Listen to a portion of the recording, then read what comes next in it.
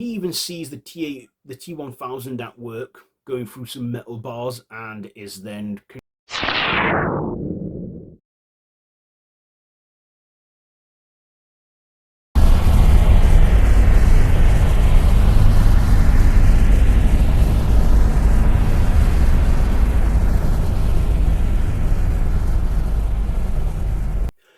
Why, hello there YouTube and welcome back to Freaky Future Month on the channel that is Random Horror. So yeah, more Freaky Future reviews for you today, and in this one I am reviewing the film Terminator 2 Judgment Day.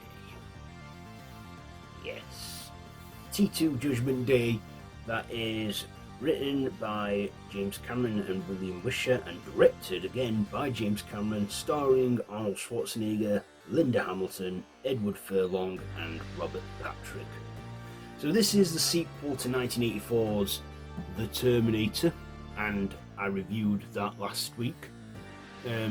So in this, the year is 1995, Judgment Day is on the horizon on August 29th, 1997, where a nuclear missile strike would happen, where Skynet would become self-aware. And of course, as we established already in the first one, humanity wins the war. They send a Terminator back in time to kill Sarah Connor before John Connor's born.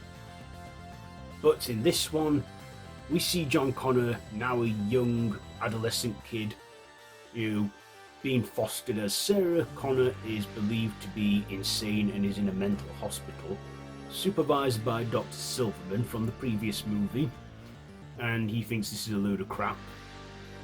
And then, of course, we get a Terminator, the T-800, sent back in time, and is played by Arnold Schwarzenegger, where he goes into a bar, demands clothes, boots and a motorcycle from a biker guy, which he gets. And at first it's implied that is he bad? But then we get another Terminator sent back, played by Robert Patrick, and he poses as a cop, and this one is a liquid metal robot called the T-1000, who is more advanced and is a shapeshifter.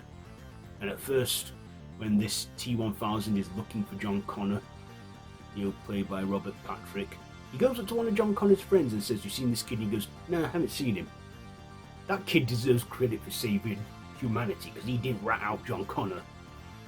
But anyway, yeah, when John Connor realizes this cop is onto him, we then find out that the T-800, played by Arnold Schwarzenegger, is the good guy. He is a reprogrammed T-800 sent back in time by John Connor himself to protect him, and who was once the villain in the previous movie is now the hero.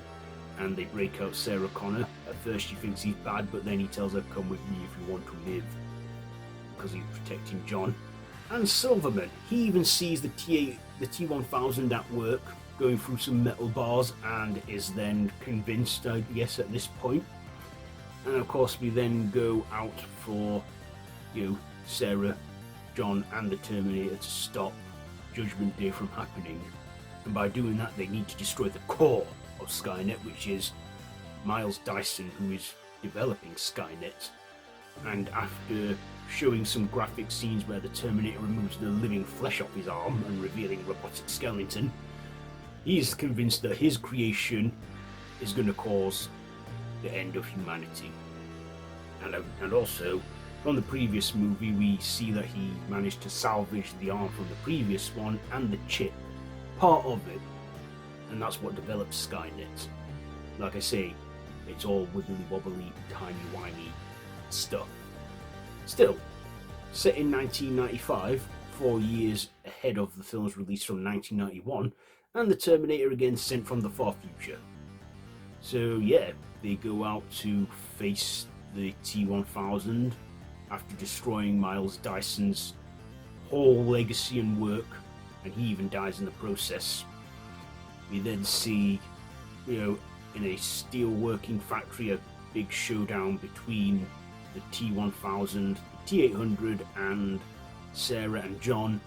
And of course the T-1000 does perish in molten lava. And then the T-800, who John Connor has grown close to, and even the Terminator himself has learned a bit of humanity. He knows that he must destroy himself in order to prevent any traces of Skynet ever rising to power. And as he goes down into the lava in a heartbreaking moment, he gives John the thumbs up. Yeah. He goes down as the hero. So that's the story there. What did I like about this? Well, there was an alternate ending, of course everybody knows, where we see Sarah in the future, where she's now old and John Connor is no longer the leader of the Resistance. And yeah, it's a happy ending, but Cameron chose to not go that way. He thought, just end it where they've saved the day and Judgment Day is prevented.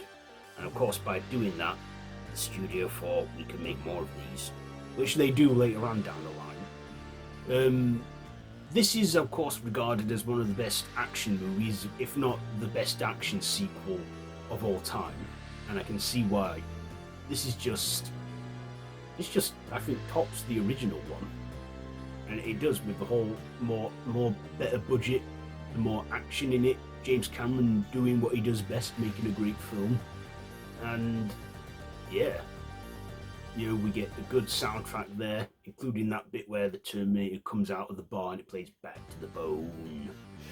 Has a great opening sequence as well, where like we see everything burning and it plays that theme. We even get a glimpse of John Connor himself in the future leading the Resistance, and how that future changes. Also, in this, we had a bit of body doubles, like Linda Harrison. Not Linda Harrison, I'm thinking Planet of the Apes now. No, Linda Hamilton. She had her twin sister, Leslie Hamilton, appear in this. Yeah, during the dream sequence where Sarah sees Judgment Day happening and she's playing in the park with John. That was played by her twin sister. Even another bit where the T-1000 takes on Sarah's shape, that again is Leslie Hamilton. Even one of the guards in the mental hospital at one point is played by twins when the T-1000 takes on his shape. Yeah, some fun facts there. Even the whole bit where the Terminator is meant to be in the mirror, again, that was not done with a mirror, that was done by Linda and Leslie Hamilton copying each other's moves, and a body double of Arnold's head from behind and Arnold there. Yeah. I don't know how I just know these facts, I just do. And yeah. We all liked Arnie better as the hero. I mean, he played a good villain in the first one, but was a great hero in this one. Also, Robert Patrick as the T-1000. That's all I know him as, the T-1000, and he would go on to reprise that role in a few cameos like Wayne's World 2, Last Action Hero, where he plays that sinister, menacing cop that can shapeshift and turn into liquid metal. Even that bit where in the finale when he does that, it's like, oh, he's actually learned something there. Also, they even mess him up a bit when they freeze him and he reforms. See, he's a very difficult one to destroy, the T-1000, but still, is one of those good sequel villains. Definitely up there with Heath Ledger's Joker and Jason Voorhees and Thanos as good sequel villains. Oh, and the Queen's Xenomorph. So yeah, and many years later, even though Robert Patrick has had many roles in other films, I always think of him as the T-1000. Yeah. Also, I thought Edward Furlong was, good in this as young John Connor. It's a shame he went down the route he did, but I thought, he was alright playing the young pre-teen John Connor. Well, he was meant to be 13. And yeah, we get a cameo from Michael Biehn at one point in a sort of hallucination of Sarah's that she has. So yeah, this was probably the last great installment in the Terminator franchise, and I can see why people wished it had ended there. I mean, T3 is a decent film, but I get it why they should have stopped with this one, because it is the best one. So yeah, Terminator 2 Judgment Day. What am I going to rate? This is easy for me. I give it 5 digits out of 5. 5 digits out of 5. T2 Judgment Day. So, be sure to like, share, comment, subscribe, and hit the notification bell. Have you seen this one? Do you think it's better than the previous one? Let me know all that. and I'll be seeing you soon. And yeah, so until next time, don't have nightmares. Or, as the T800 put it, hasta la vista, baby.